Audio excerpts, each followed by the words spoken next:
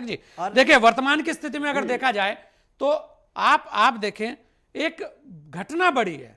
देखिए, एक किसान को अगर आत्महत्या करनी पड़ जाए तो पुलिस के ऊपर ये एक बड़ा सवाल खड़ा होता है, और उधम सिंह नगर पुलिस के ऊपर ये बड़ा सवाल खड़ा हुआ भी है।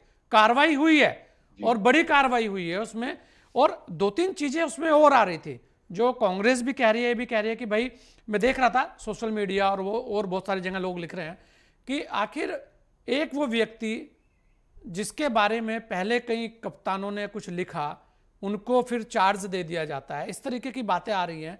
और इस चीज पर गंभीरता से पुलिस को विचार करना होगा कि अगर कोई व्यक्ति के बारे में कोई कप्तान या कोई आईजी या कोई डीआईजी कोई टिप्पणी करता है तो फिर उसको पोस्टिंग देने से पहले उस पर बड़ा समझना चाहिए जो वहां पर आता है। आप भी देखेंगे गणेश पाठक जी, इस तरीके जी की इसमें स्थितियां आई हैं। जी। दूसरी देखिए बात, कोई भी देखिए सर। एसआई का जी अगर कहीं पे कोई काम ऐसा है जहां लगातार शिकायतें आ रही हैं तो एक कप्तान का भी फर्ज बनता है कि भाई उस पर कार्रवाई हो। देखिए, आपकी लापरवाही से एक परिवार नष्ट हो गया, पूरा परिवार। आज जो स्थितियां सामने हैं उसका अब दोष, ठीक है, आप सस्पेंड कर दे रहे हैं, चीज है, कार्रवाई हुई है, वो एक अलग चीज है। क्या वो मरने वाला व्यक्ति वापस आएगा? यहां ये एक बड़ा सवाल आ जाता है। और पुलिस के सामने नहीं जाएगा तो आदमी कहां जाएगा फिर? उसकी पुलिस ही तो है। अब आप उत्तर प्रदेश पुलिस को देखिए, आदमी वहां पर जाता है इस बात के लिए कि मेरे साथ कोई अन्याय नहीं होगा। अगर कोई व्यक्ति मेरा कब्जा कर रहा है तो उसके घर पर बुलडोजर चला दिया जाएगा कि भाई तुम कैसे कर लेंगे।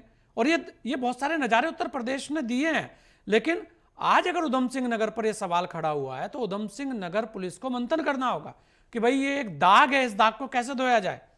क्या सोचते हैं आप गणेश पाठक जी? वर्तमान में मित्र पुलिस कही देखिए जाती है देखिए उत्तराखंड की। हाँ जी जी देखिए संजय साहब, आपने मित्र पुलिस कहा, मुझे याद आ रहा है कि 2000 में जब राज्य गठन हुआ उसके बाद जो है मित्र पुलिस इसका नाम दिया गया था। असल में उत्तराखंड में क्राइम बहुत कम था। जी। जो अपराध का जो रेशियो था दूसरे राज्यों से, इवन देन जो मिडिल हिमालयाज के जो राज्य हैं, अदर राज्य हैं, उन राज्यों से भी उत्तराखंड में क्राइम बहुत कम था। और इसलिए इसका नाम कहा गया था कि यहाँ के पुलिस के पास काम कम है, लॉ एंड ऑर्डर की ज्यादा प्रॉब्लम नहीं है, और यहाँ की पुलिस जो है मित्रता का काम करेगी। वो कहीं पर्यटकों के साथ काम करेगी, कहीं जो घरेलू तमाम तरह के रिश्ते होते हैं उनमें उसकी भूमिका रहेगी। इसलिए इसका मित्र पुलिस का नाम दिया गया, जो स्लोगन भी है।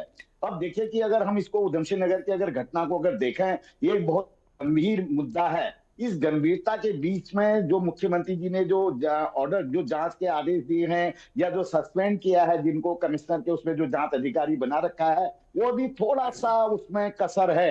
देखिए कि जो आदमी मरने वाला था उसमें वीडियो में कप्तान का नाम कहा है, और कप्तान के खिलाफ अभी कोई कार्रवाई नहीं हुई है। हाल के दिनों में आपने देखा होगा कि हाईकोर्ट में जब जिला पंचायत अध्यक्ष का चुनाव हो रहा था और सरेबाजा सरेराह सरेआम जब पंचायत सदस्यों का अपहरण हो रहा था, तो हाईकोर्ट ने बार बार नैनीताल पुलिस के एसएसपी के खिलाफ टिप्पणी की थी, और उसका बहुत दिनों तक, बहुत देर तक कोई ट्रांसफर नहीं हुआ, कोई पनिशमेंट नहीं हुआ। ये इतिहास का अपने आप में एक इकलौता प्रश्न है, इकलौता ऐसा मामला रहा है कि हाईकोर्ट की टिप्पणी के बाद एसएसपी बरकरार रहता है। तो देखिए कि एक किसान मरा, उसका परिवार तबाह हो गया, उसके नाते रिश्तेदार तबाह हो गए, मुख्यमंत्री पर सवाल आ गया, सरकार पर सवाल आ गया, और काम किसका है? पुलिस का काम है। और देखिए कि पुलिस का अगर दरोगा जो एसएचओ था वहां पे, अगर वो इसकी अगर शिकायत को सुनता और पड़ताल करता सही तरह से, कोतवाल का मार्गदर्शन मिलता, सीओ है, एसपी सिटी है, एसएसपी का मार्गदर्शन मिलता,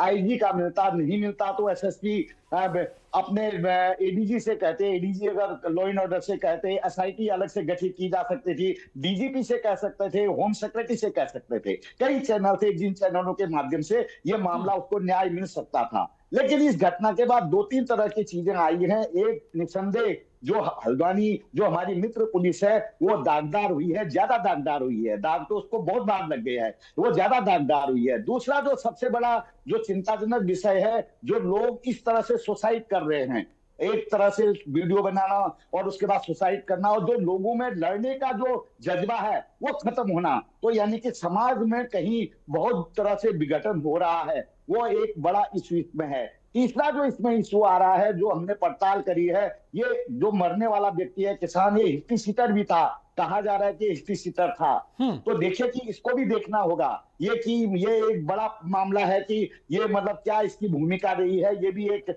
बात रहेगी। और चौथा जो सवाल है, देखिए कि कुमाऊं कमिश्नर भी हमेशा संदेह के दायरे में रहे हैं, उनकी भूमिका बहुत अच्छी नहीं रही है कुमाऊं के भीतर में, और वो करीब 4 साल से कुमाऊं पर बने हुए हैं, वो कई तरह से विवाद में हैं, लेकिन उनको जांच अधिकारी बनाया गया है। अगर गढ़वाल के कमिश्नर को जांच अधिकारी बनाया होता तो और इसमें थोड़ा ठीक रहता। तो हमें जो है, जो कुमाऊं के लोग पर हैं, गणेश उनमें पाठक जी, कमिश्नर दीपक रावत, ये तो वो वाली बात हो जाएगी कि दीपक रावत जी पे भी भरोसा नहीं है, और फिर कल को कुछ लोग ये कहते तो हैं कि यस हमें तो यस गढ़वाल वाले कमिश्नर पे वो भी कह रहा भरोसा हूँ, नहीं है।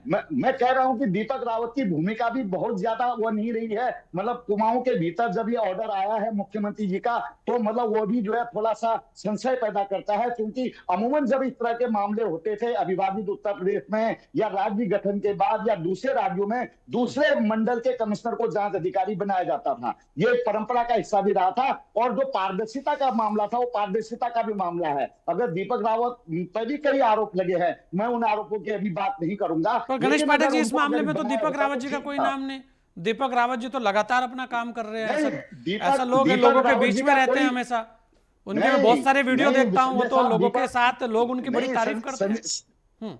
संजय साहब, आप ये देखिए कि हमारे यहाँ नैनीताल के पूर्व जिलाधिकारी जो पर्यटन सचिव हैं अभी, धीरज गढ़ियाल साहब, उन्होंने एक फेसबुक में पोस्ट की थी इन्हीं के बारे में, कि मतलब एक पोस्ट की थी, मैं उसके अभी उल्लेख ज्यादा नहीं करना चाहूंगा। बेसिकली इनकी भूमिका भी बहुत अच्छी नहीं है। अगर मुख्यमंत्री जी अगर इसमें जांच अगर गढ़वाल के कमिश्नर से कराते या सेक्रेटरी लेवल पर कराते तो ये ज्यादा बढ़िया होता। ये मेरा अपना सुझाव है, लोगों का मत है।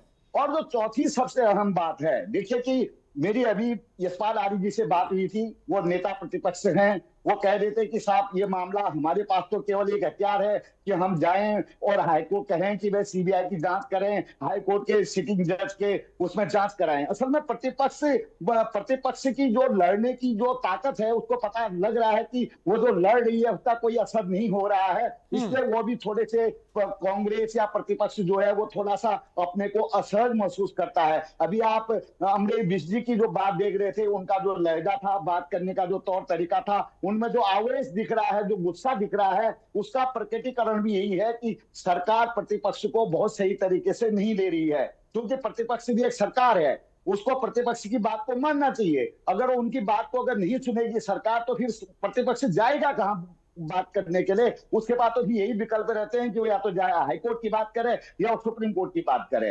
तो संजय जी, कुल मिला के जो लबोलबाद ये है कि जो ये मामला हुआ है, ये बहुत ही कई तरह के इसमें रहस्य खुलेंगे, कई तरह के जो 4-5 करोड़ की जो डील की बात आई है, उस बात की सच्चाई सामने आएगी। लेकिन सवाल इस बात का है कि क्या दीपक रावत की जांच सही रहेगी या नहीं रहेगी, इस बात को लेकर संशय है।